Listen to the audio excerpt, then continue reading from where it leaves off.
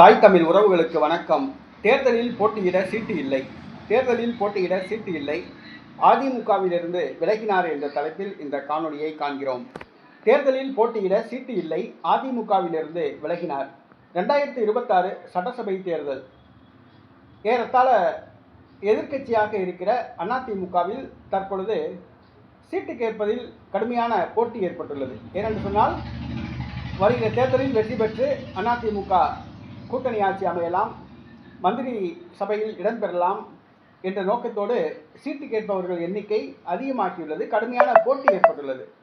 தற்பொழுது புதுச்சேரி மாநிலத்தில் போட்டியிட சீட்டு கேட்டார் அந்த மாநில துணை அமைப்பாளர். புதுச்சேரி மாநில அதிமுக துணை அமைப்பாளர் வையாபுரி மணிகண்டன் தேர்தலில் போட்டியிட சீட்டு கேட்டுள்ளார். புதுச்சேரி மாநிலத்தில் அதிமுகவுக்கு செல்வாக்கு கிடையாது. ஏனென்று சொன்னால், புதுச்சேரி மாநிலம் 100% கல்வி அறிவு பெற்ற மாநிலம். அதனால் அங்கு அதிமுகவுக்கு செல்வாக்கு கிடையாது.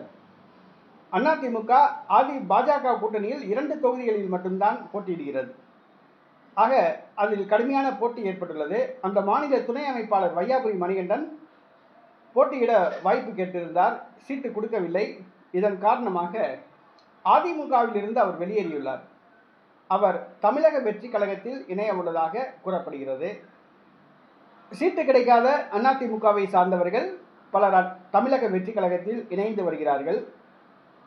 தமிழக வெற்றி கழகம் நேற்றைய தினம் 10 வேட்பாளர்களை அறிவித்துள்ளது. 4 முன்னாள் எம்எல்ஏக்கள், ஒரு முன்னாள் அமைச்சர், 2 பெண்கள் உள்ளிட்ட 10 பேரை வேட்பாளர்களாக அறிவித்துள்ளது. தற்பொழுது புதுச்சேரி மாநிலத்தில் அதிமுக கூடாரம் காலியாகிறது. ஏற்கனவே அங்கு அதிமுக கிடையாது.